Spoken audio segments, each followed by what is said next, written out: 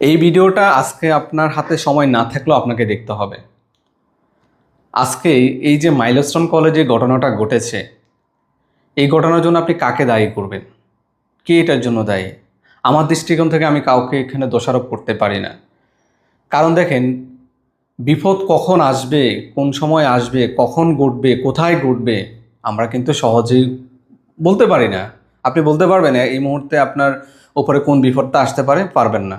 এক সেকেন্ড আগেও কি কেউ বলতে পারছে যে এখানে এই ঘটনাটা ঘটবে? কত মায়ের যে বুক খালি হলো। কিছুক্ষণ আগে শুনলাম পাইলটের মৃত্যু হয়েছে। আল্লাহ তাআলা জানেন, আপনারা বলেছেন কোরআনে যে কুল্লু নাফসিন যায়কাতুল মাউত, প্রত্যেকটা প্রাণীকে মৃত্যুর স্বাদ গ্রহণ করতে হবে।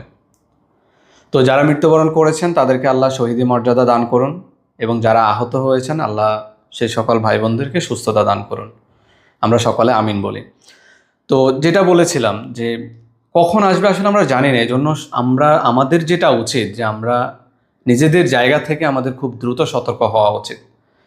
আমরা ইদানিং যেটা হয়েছে যে আমরা ঠিকমতো 5 ওয়াক্ত নামাজ পড়ি না, কোরআন তেলাওয়াত করি না, মানুষকে হেদায়েতের দিকে, ভালোর দিকে আহ্বান করি না।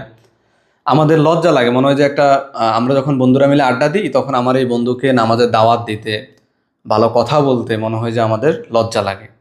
আমরা কোথাও ঘুরতে গেলে যদি আমরা নামাজ পড়তে যাই সেটাও মনে হয় যে আমাদের লজ্জা লাগে। মানে কি বলবো, আপনি একবার চোখ বন্ধ করে চিন্তা করেন, এই মুহূর্তে যদি আপনার মৃত্যুটা হয় তখন আপনি কি করবেন? তখন আপনি কি করবেন? আগে থেকেই আমাদের সতর্ক হওয়া উচিত।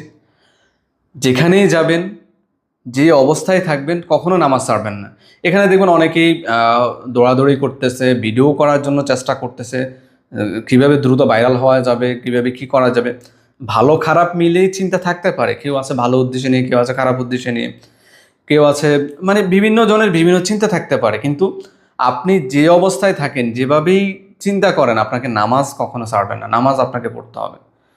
আমার অনুরোধ, আপনারা এই ভিডিওটা একটু শেয়ার করে দেন, অন্যদেরকে দেখার সুযোগ করে দেন, ভিডিওতে একটা লাইক দিয়ে দেন, যাতে অন্যরা খুব সহজে দেখতে পারে।